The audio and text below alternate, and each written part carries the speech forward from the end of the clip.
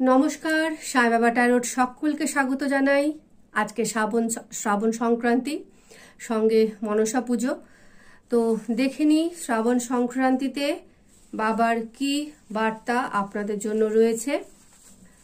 আশা করি সকলেই আপনারা ভালোই আছেন। দেখা যাক বাবার কি বার্তা রয়েছে। আমি দুটো গ্রুপ এখানে রেখেছি, একটা লাল ফুল, একটা হলুদ ফুল। তো লাল ফুলটা হচ্ছে গ্রুপ 1, হলুদ ফুলটা হচ্ছে গ্রুপ 2। তো দেখে নিন, আমি রিডিং করব আমার এই হাতে তৈরি করা কার্ড থেকে। আমি আগে কার্ডগুলোকে সাফল করে নিয়ে নিই। আগে গ্রুপ 1 এর করব, তারপরে গ্রুপ 2 এর করব। এই যে এখান থেকে নিলাম একটি কার্ড, দুটি কার্ড। আর দেখি ওরাকল কার্ড থেকে বাবা কি বলেন।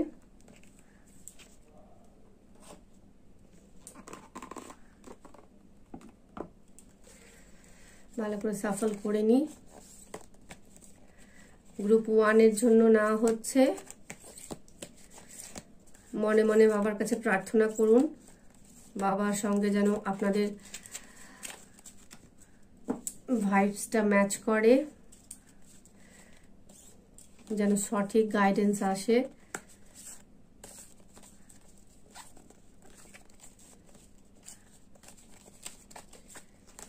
এই নিলাম একটি কার্ড। এবার দেখি কি এসছে। প্রথমে চিটগুলো নিই।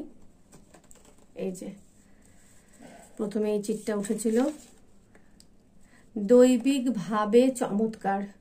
গ্রুপ 1 আপনাদের জন্য এসছে দৈবিকভাবে চমৎকার। এটাকে ব্যাখ্যা করার আশা করি আর কোনো প্রয়োজন নেই।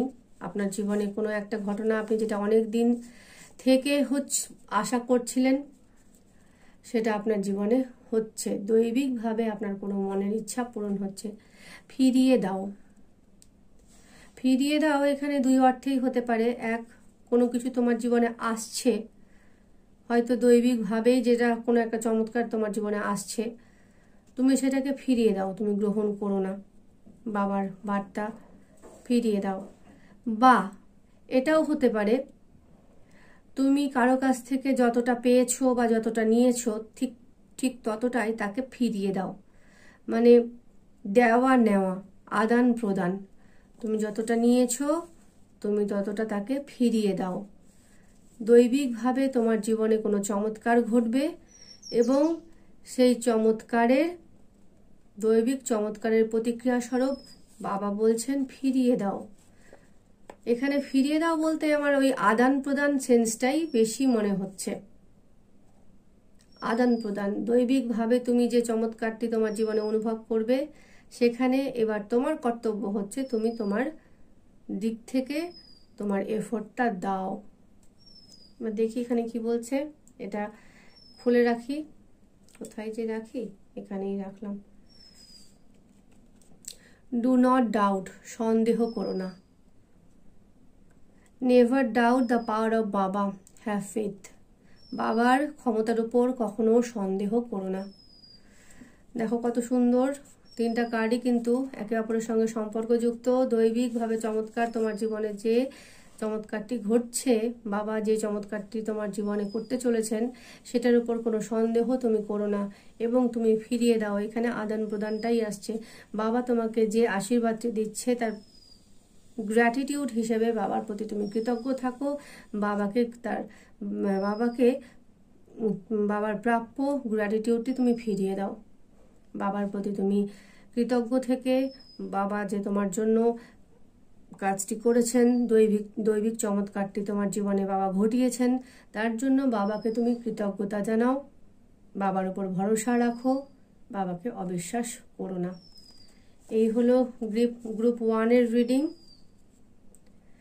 আবার আমি এগুলো এখানে রেখে দিই। এবার করব গ্রুপ 2 এর রিডিং।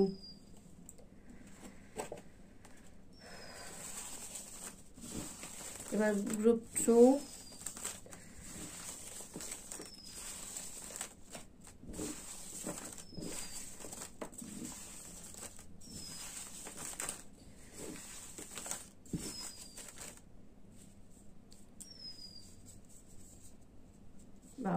এটা ছুটছে না, এটা নিলাম।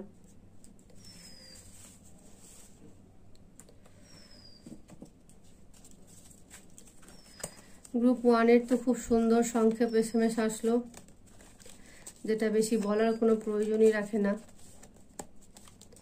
এবার গ্রুপ 2 যারা হলুদ রঙের ফুলটি বা ইয়েলো কালারের ফ্লাওয়ারটি নিয়েছেন বা গ্রুপ 2-কে পছন্দ করেছেন, তাদের জন্য বাবার কি বার্তা, তাদের জন্য বাবার কি বার্তা, বাবা কি বলতে চাইছেন তাদেরকে।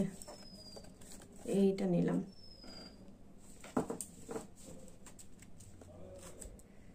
দেখি আগে 1 নম্বর কার্ডটি কি আছে। 2 নৌকায় পা। গ্রুপ 2, গ্রুপও হচ্ছে 2, নৌকাও হচ্ছে 2, দুটো। 2 নৌকায় পা। বাবা আপনাকে সচেতন করছেন, 2 নৌকায় পা দিয়ে কখনোই সাফল্য হতে পারে না। এবার নৌকাটি কিসের নৌকা সেটা আপনি ভালো করে বুঝতে পারবেন। কর্মজীবনে হতে পারে, প্রেমজ জীবনে হতে পারে, ব্যক্তিগত জীবনে হতে পারে। কোনো একটা বিষয়ে আপনি 2টা পথ অবলম্বন করে চলছেন। 2 পথে গেলে কোনোদিনই গন্তব্যস্থলে পৌঁছবেন না, তাই একটি পথকেই অবলম্বন করুন। এবার দেখি এটা একে অপরের সঙ্গে সম্পৃক্ত হয়ে আছে কি আছে। ও মা, কতগুলো এসছে। তুমি আসবে বলে, প্রাপ্তি, সে আসবে না। কেমন তর 2 নৌকায় পা। ব্যাপারটা কেমন তর দেখুন। তুমি আসবে বলে, কি সুন্দর মিলে গেল। তুমি আসবে বলে সে আসবে না, 2 নৌকায় পা। এখানে আমার মনে হচ্ছে প্রেমজ জীবনের ইঙ্গিত বাবা দিচ্ছেন। আপনার 2 নৌকায় পা রয়েছে, আপনি একসঙ্গে 2টি মানুষকে ভালোবাসেন। আপনি মহিলা হন, পুরুষ হন, নারী পুরুষ নির্বিশেষে আপনি যাকে ভালোবাসেন, আপনি একসঙ্গে 2 জনকে ভালোবাসেন, একসঙ্গে 2টো মানুষের সঙ্গে আপনি ডিল করছেন। তো বাবা বলছেন যে আপনার এখানে একজন আসলে আরেকজন আসবে না, স্বাভাবিকই। 2 নৌকায় পা দিয়ে তো চলা যায় না, একজন আসলে একজন আসবে না। এবং আপনার জীবনে কিছু প্রাপ্তিও হচ্ছে, আপনি ভালো কোনো কিছু পেতে চলেছেন। আপনি 2টো নৌকা ত্যাগ করুন, একটি নৌকাতেই চলুন, তাহলে দেখবেন আপনার জীবনে প্রচুর আনন্দ, সুখ, মানসিক শান্তি সমস্ত কিছুই আপনি পাচ্ছেন। এটা তো স্বাভাবিক না? একসঙ্গে 2 নৌকায় চললে মানসিক একটা চাপ থাকে, দুটোকে হ্যান্ডেল করা, দুটোকে একসঙ্গে হ্যান্ডেল করা যায় না, করা উচিতও নয়। আপনি সবসময় 1 নৌকায় পা দিয়ে চলুন। তুমি আসবে বলে সে আসবে না, এটা তো স্বাভাবিক। একজন থাকলে তো আরেকজন থাকবেই না, তাই বলছে আপনার 2 নৌকায় পা রয়েছে, একজন আসলে একজন আসবে না। আপনি একজনকে ত্যাগ করুন, তাহলে দেখবেন আপনার জীবনে চরম শান্তি, সুখ, শান্তি, স্বাচ্ছন্দ্য সমস্ত কিছুই আপনি পাবেন। Reason, the mind is restless. Let your intellect control your mind. বাবা বলছেন বুদ্ধি দিয়ে বিচার করুন।